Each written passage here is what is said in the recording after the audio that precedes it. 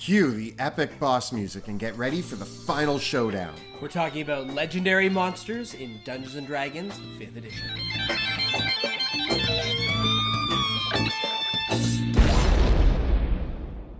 Greetings, Dungeon Masters. My name is Monty Martin. And I'm Kelly McLaughlin. And we are the Dungeon Dudes. And today we're taking a look at legendary monsters in Dungeons & Dragons 5th edition. We're going to check out the rules on their legendary resistances, legendary actions, and lair actions. In addition to looking at these key features of a legendary creature stat block, we're also going to be breaking down our methods for creating a awesome and epic boss battle to be the climax of your campaign, sharing our tips and tricks of how to use legendary creatures for great battles, as well as some of the mistakes we've made using them in our own games. So, let's get rolling.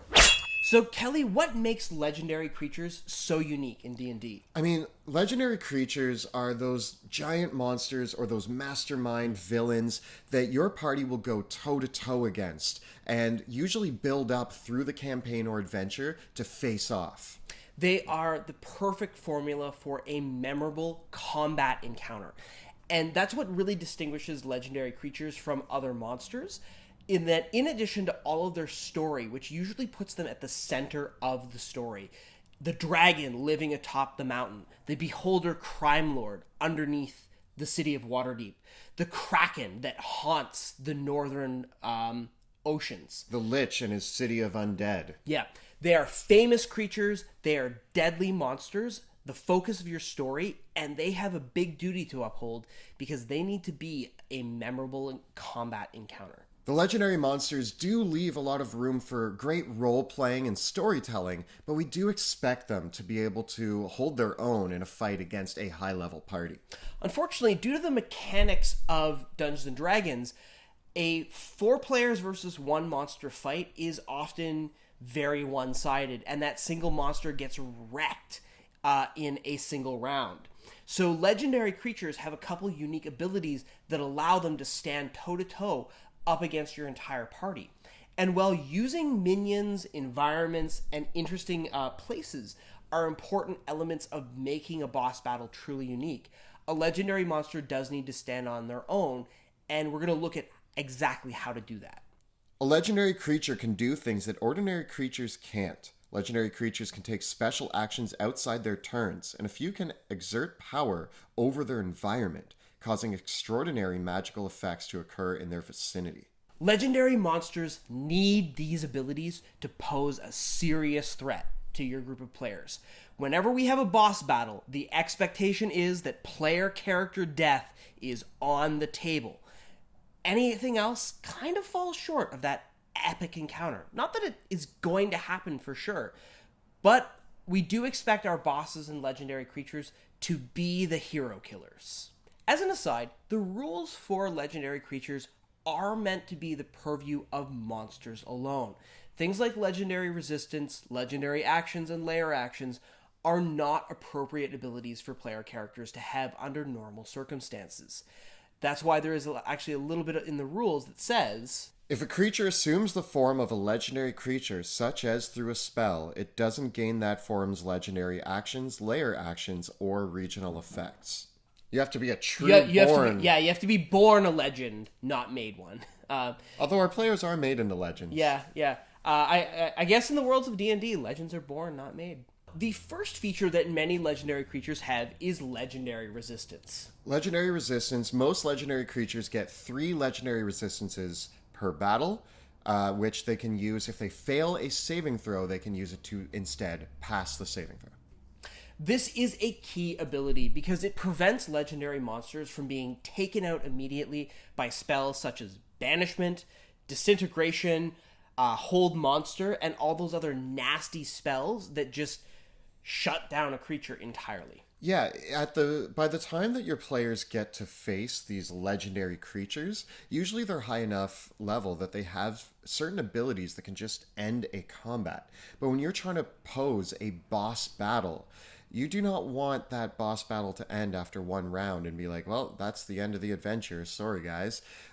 So this kind of creates that buffer that allows you to stand toe-to-toe with the players for a few rounds before they can really start destroying the combat using their high level abilities. The worst for this is if you have a monk in your party that just stuns the monster over and over and over again, and it never gets to do anything at all.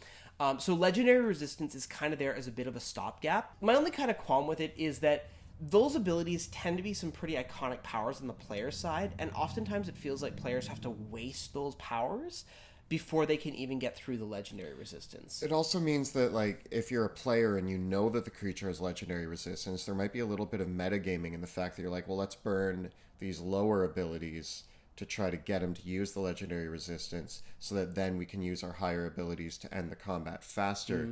And it kind of just takes you out of the story that's going on at the table. Yeah, although it is pretty hard to do that because legendary resistance is something that a monster applies retroactively once you've rolled the dice to see if they failed the saving throw. So legendary monsters often have really good saving throws anyways. There's a couple outliers where they have like really bad ones.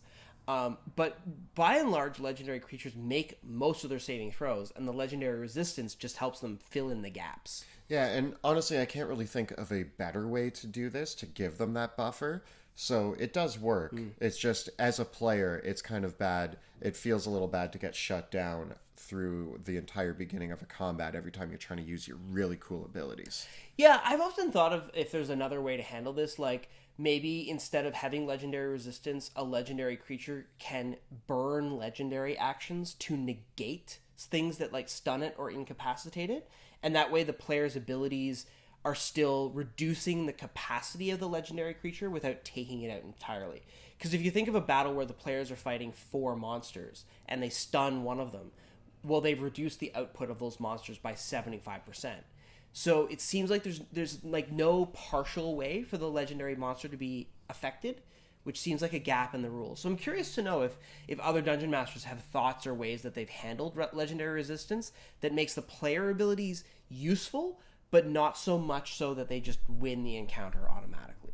Next up, we have legendary actions, and these are special actions that the monster can use at the end of other people's turns to kind of give them the edge in combat so that it doesn't feel like it's 4 against 1. Instead, now it feels like the legendary monster has a lot more to do in the battle than just on their turn. It is really like a way of letting the legendary creature take extra turns in combat. And because most legendary creatures have 3 legendary actions, plus their own round of actions and lair actions, it often feels like there's 5 monsters worth of things that you can do when you're fighting against the players with a legendary creature. A legendary creature can't use its legendary actions if it's incapacitated or surprised, but it can use them at the end of any player's turn, and I find get aggressive with these. So many times I've run a legendary monster and forgot to use all of its legendary actions by the time they refreshed at the start of its turn. I do it all the time, and I get to the monster's turn, and I'm like, I only used 1 legendary action, and that's why this battle's going so easy. So do not forget to use your legendary actions. It will make that combat much more intense. Yeah, legendary actions actually follow a really interesting pattern. And this is useful if you're trying to homebrew your own creatures, because some legendary actions cost 1, 2, or 3 legendary actions, depending on what they are. So what I've looked at across most of the monster manual, most legendary actions that only cost 1 action are usually things like casting a cantrip or making a basic attack. The ones that cost 2 actions are usually some form of movement that doesn't provoke an opportunity attack. Either it's teleportation or some other special movement type. And the legendary actions that cost all 3 of a monster's legendary actions are usually things like casting a spell or using a monster's really unique ability, like a Lich's life drain ability, or some like really ultimate power that the creature has. Oftentimes, though, in my experience, I find that using the basic attacks with your legendary actions makes the battle the most dynamic, and oftentimes is there to amp up the legendary monster's damage. Because that's one of the main problems that you have with a legendary creature is it's just not outputting enough damage to stand toe-to-toe with your players. So being able to throw in those little attacks every after every player's turn can really kind of help balance that out. I actually found this when I've run a Lich as a legendary monster. It's really tempting to spend all 3 of those legendary actions on casting another spell. But oftentimes having that Lich just use Chill Touch 3 times, because Chill Touch prevents players that are hit by it from healing hit points. And that's why I love it as my favorite, like, go-to legendary action, because it keeps the pressure in the battle on the players that they're taking all this damage and they can't recover it. Even things like a dragon making its tail swipe are just really, really effective. The only thing to watch out for is I've killed players at the end of their turn because they got tail slapped by a dragon through the legendary action. So that's pretty deadly. Like, players have to watch out for that. Oops. Yep. One thing that you can do to help balance out an encounter if you have a large party is that for every player past the 4th, you give an extra legendary action to your legendary monster. It's just a great way to help equalize the encounter. Or, of course, you can always add more minions. So next up we have Lair Actions, which are actions that the lair that the monster lives in can take to help influence the party and change the battle as well. Not all legendary monsters have lair actions. And when legendary monsters do have lair actions, they only work when the players are actually invading the personal sanctum of the Lich or the dragon's cave itself. If a creature has legendary actions, it can use them to harness the ambient magic in its lair itself. On initiative count 20, which always loses the initiative tie, the legendary creature can use its lair action. It can't do this if it's incapacitated or unable to take actions. And if surprised, the legendary creature doesn't start using legendary actions until the surprise condition ends.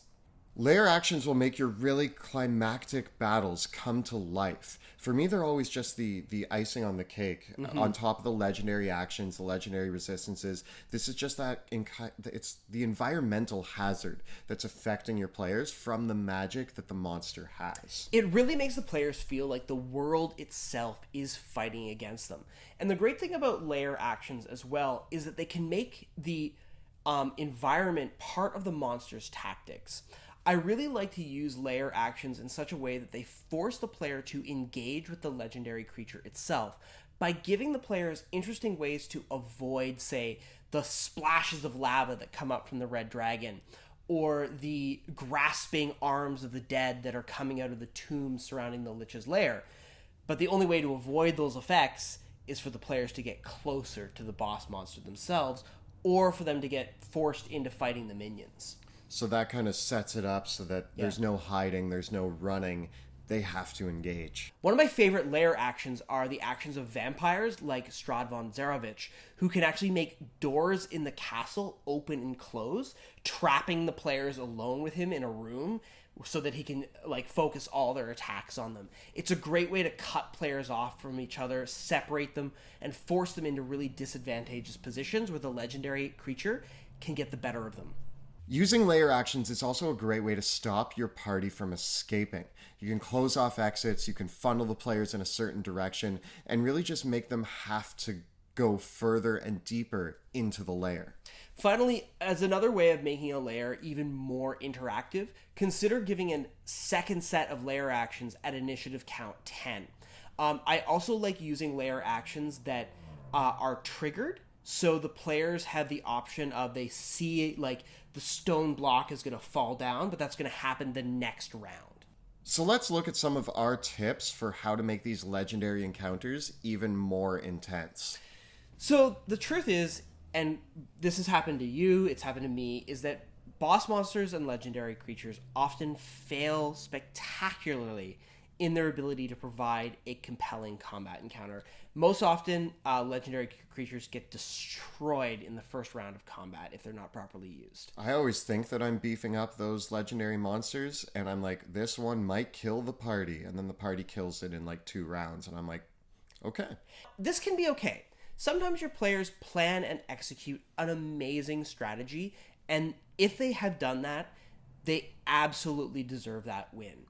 But if the players are kind of walking into something unprepared, they better be in for a really good boss fight. And as we said before, we often expect legendary creatures to be the time when the risk of death and terrible consequences are actually on the table. These need to be the hardest battles that your players face, and the ones that carry the most personal risk for them. One thing you can do is take a look at your legendary monster's hit points. Also look at the players that you have at the table and how much damage they generally do if they're going all out with their attacks. You want to make sure that your legendary monster has enough hit points to stand toe-to-toe with the party if they're dishing out all of their biggest moves, and that they can still last a few rounds. Yeah, you want to decide really early on, how many rounds does your ideal boss encounter last for? In my experience, 3 to 6 rounds is a pretty good target for a meaty and satisfying boss battle. And I ask myself the question, if my party hit with every single one of their attacks, scored a couple good critical hits, and really put the pedal to the metal, would this boss still survive at least 3 rounds? And if the answer is no, I give them more hit points. When you do look at the amount of damage that your party can output if they are going all out, you probably want to make your monster's hit points equal about 3 rounds, because chances are the players aren't going to land all of their attacks, so having that 3 rounds means that it will last 3 to 6. If you do find that your combat is dragging on a little bit long because you gave your monster too many hit points, and maybe your players are rolling at way too many ones, yeah, then you always have the option to dial it back a little, because they don't know how many hit points there are. You just can change it on the fly and say, oh, I gave it 1,000 hit points.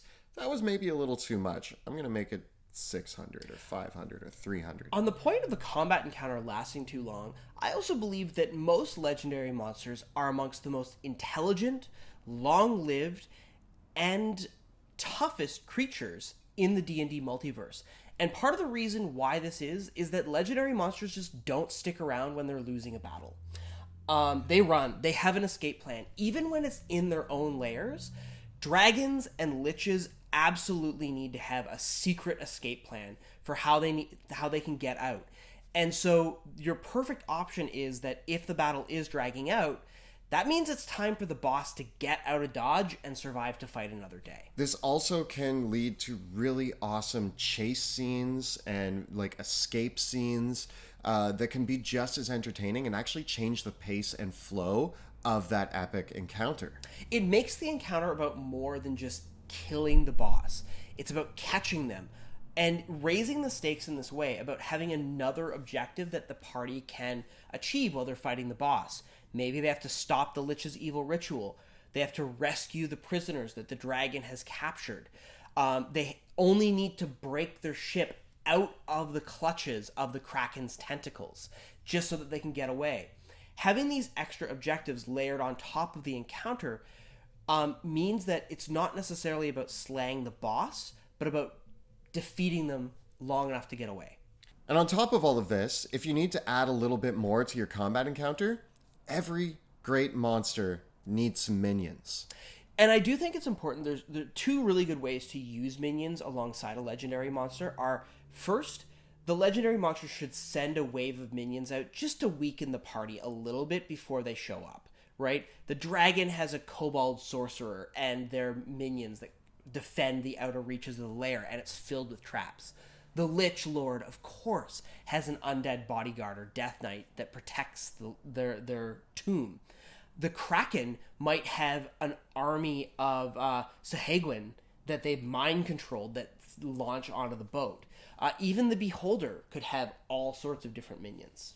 Yep. Also, if your party can incapacitate a monster, you may want to have a backup plan for that, or some way that the monster can try to get out of that situation. This is where sacrificial minions can be really handy.